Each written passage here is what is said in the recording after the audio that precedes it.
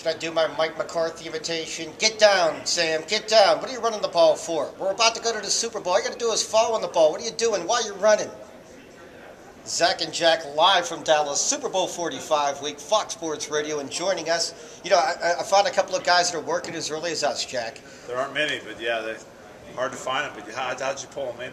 Good friends of ours here on the show from 790 Sports Talk in Houston. Matt and Adam, good to see you guys. What's going on, guys? All excited about Super Bowl 45 week here, huh? Well, you know, I mean, obviously, when you talk about big-time clutch playoff football and Super Bowl football, clearly you guys had to turn to Houston, Texas. We have a long, rich history of big-time games.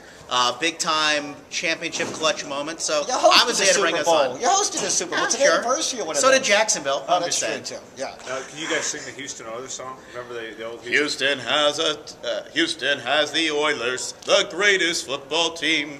They'll run them on it. Wait, is that the one I remember? I remember the Houston Oilers. That's the one. That's the chorus. The same one. It gets I'm one of those guys that only know the choruses. Like, if you watch one of those K-Tel commercials, I know all the songs. You go past the chorus and I have no idea what it is. There it is. Yeah. All right, there we go. And there was a battle for the longest time whether the Oilers or the Dolphins came up with this first, because you know the Miami Dolphins are Miami Dolphins. I mean, you know, everybody. I'm a lifer here in Houston, so that actually means something to me. So I really enjoy you bringing that to the forefront. Were you guys first with that song or not? I think we were. Yeah. And I'll say that till the end. You know, I was a fan of some of those Oilers teams back in the day, right? You're an old school Oilers fan? Earl Campbell, Dante Pastorini. Well, even though we have a different team now, those were still the glory years some 30 years ago. What happened to the old 00 number, like Ken Burrows? How come nobody does that anymore? I think it's been outlawed, hasn't it? I think they killed it with Robert Parrish. Is that what they did? I think so.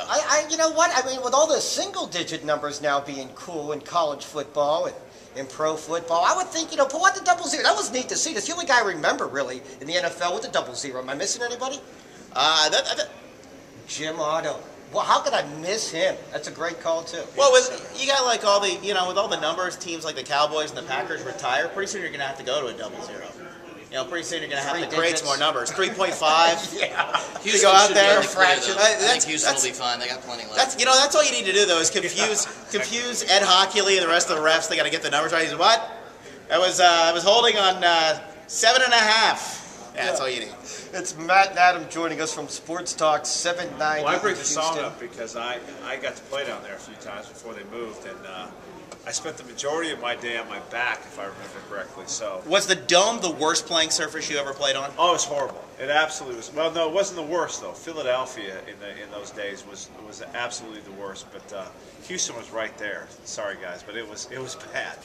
And like I said, they were a good football team though. They had a lot of really good teams, and I used to hate to hear that song. A colorful team as well. A colorful team with Bum Phillips. I mean, that was a fun team. Fun team, but as a player, you know, as you see the quarterbacks, they go sit on the bench. They don't want anybody to bother them, and you just kind of sit there. You're trying to think about your stuff, and then you hear that damn song, Houston, and oh God, they scored again. Jesus Christ. So we have a team there now, guys. What's it going to take to get this team into the postseason? Ah, boy, that's tough. You know, I mean, I don't have any confidence in the current regime. I mean, I'm all for bringing in Wade Phillips as the defensive coordinator, but to tell you the truth, as long as you got the same GM and the same coach, why would year 6 be any different than year 5, 4, 3, 2, and 1? I mean, it really is unprecedented for a coach to get this long to turn around, especially when in year 6 he has arguably his worst year as a coach. Yeah, but Matt, don't you think the offense is still pretty good? I mean, something you can build off of. You can fix the defense. How many games would they have won? Well, I agree, except that I'm of the opinion that you give a head coach a chance to fire one coordinator. To me, you get one make good. And he's on his 3rd defensive coordinator. He's on his 3rd defensive line coach. He's on his 3rd secondary coach. He's on his 2nd linebacker coach. Yeah. At some point, you can't keep pointing the finger elsewhere. That's right.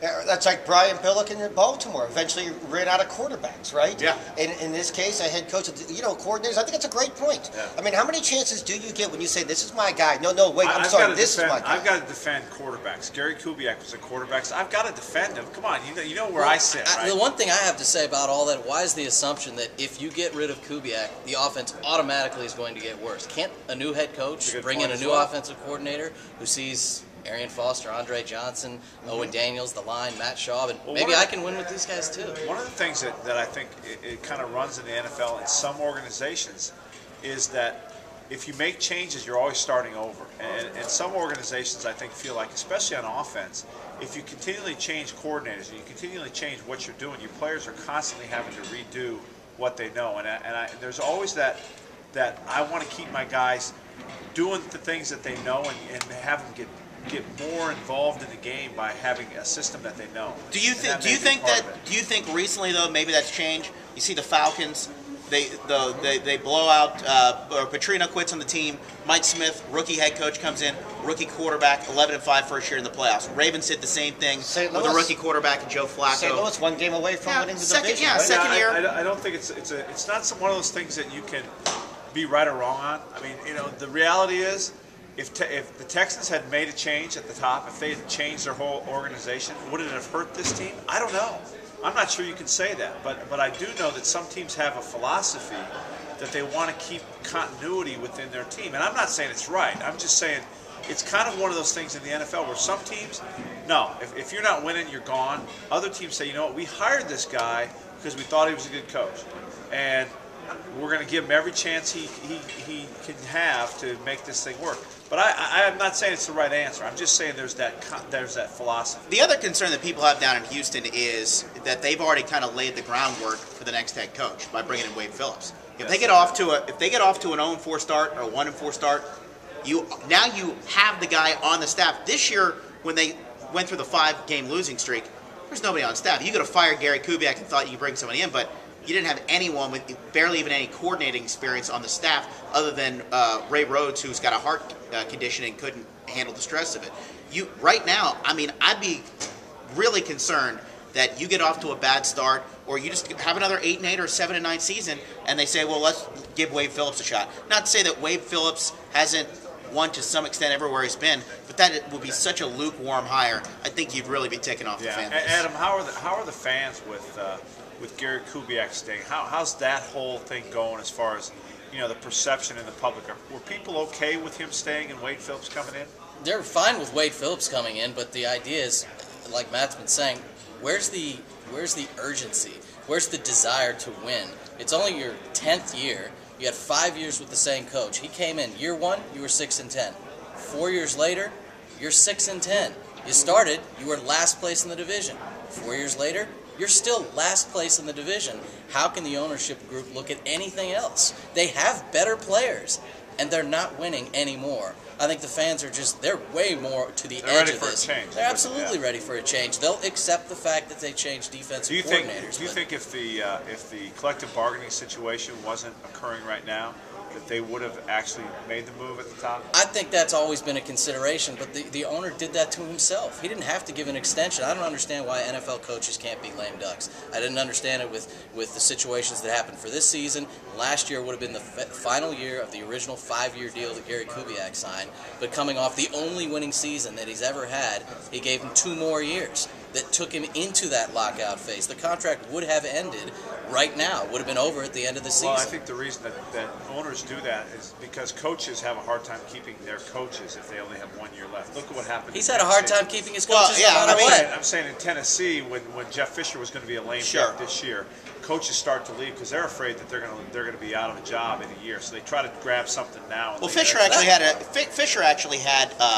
successful assistants. None of the people that I don't think it matter if the coordinators are leaving. Go ahead. Yeah. I don't know what it is about those teams that are tied to Houston, like the Tennessee Titans, are loyal to their coaches, unlike some other franchises out there. Quickly, as we're coming up on the break, though, as we mentioned the history of Bum Phillips, is Wade Phillips the kind of guy that the fans are going to embrace? Would they like to see him be the head coach because of the history of his father? No way. No big deal. You got to look at who Wade Phillips Doesn't matter. is. No? Wade Phillips should be the head coach of an NFL football team moving forward. Exactly never. How many more chances are you going to give this guy? He should never be a head coach again. He's fine as a defensive coordinator. Right. He's not going to be a successful head coach. You'd be giving up a guy that underperformed with his talent for another guy that kind of underperformed with his talent, right? Absolutely. And the sad thing is the hockeyism of getting a local guy, a Houston guy, which Bob McNair did with Gary. He basically just did it again with Wade Phillips because of the good feelings he thinks that you're going to get from it. Bottom line is the fans have seen us for 9 years. It's year 10. We don't care about that. Let's win. Got to make tough decisions because in Pittsburgh a few years ago, Ken Wisenhunt was supposed to be the heir apparent to Bill Cowher. The Rooney's made a tough call. I don't think anybody's disagreeing with that call right now, although Wisenhunt's doing a good job in Arizona. You got to make those tough decisions when it comes time, and maybe that's what they need to do in Houston as well. From Sports Talk 790 in Houston, they're Matt and Adam. Thanks for stopping by, guys. Thanks. Okay, enjoy the rest of the week. We're live from Dallas. We're Zakk and Jack. Super Bowl 45 week on Fox Sports Radio.